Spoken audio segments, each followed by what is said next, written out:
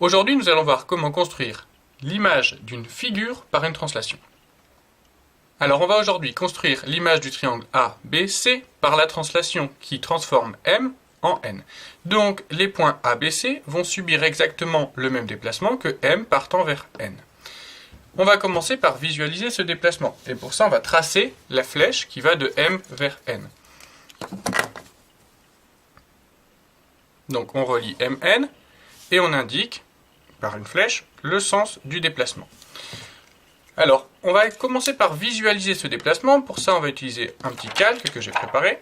Donc, ici, le triangle ABC doit subir le même déplacement que M allant vers N. Donc, il va subir ce déplacement ici. Et donc, notre triangle va se retrouver à peu près dans cette position finale là. Allons-y pour la construction. Alors, c'est extrêmement simple. Il suffit de tracer pour chacun des trois points A, B, C, eh bien, son image. Pour ça, on va commencer tout simplement par le point A. On place notre règle et équerre pour tracer des parallèles sur MN et on déplace jusqu'à croiser le point A.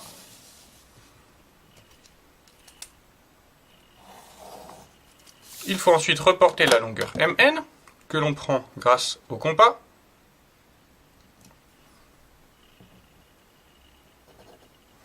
Et on obtient ici le point A'. Ça y est, le premier point sur les trois est tracé. On va faire exactement de la même façon pour le point B, la parallèle.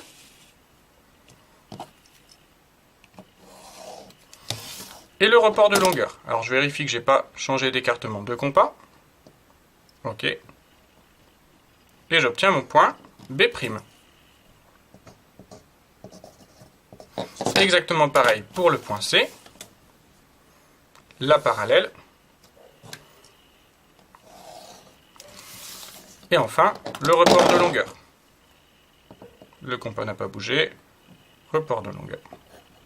Et j'obtiens ici le point C'.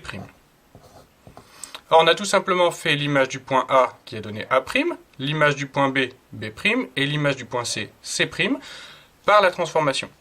On n'a plus qu'à relier maintenant A', B', C'.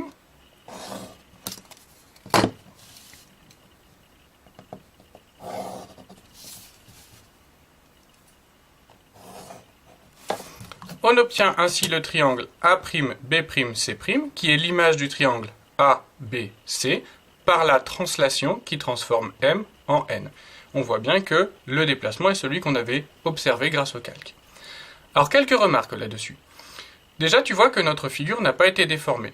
C'est-à-dire que la translation, elle conserve les longueurs. Cette longueur-là est égale à celle-là. Celle-ci à celle-ci. Et la dernière, AC, est égale à A', C'. La translation, elle conserve aussi les angles. Alors je vais en repasser un seul ici. L'angle de sommet A, il fait exactement la même mesure que l'angle de sommet A'. Et enfin, la translation, elle conserve aussi les aires. L'aire du triangle ABC est égale à l'aire du triangle A', B', C'.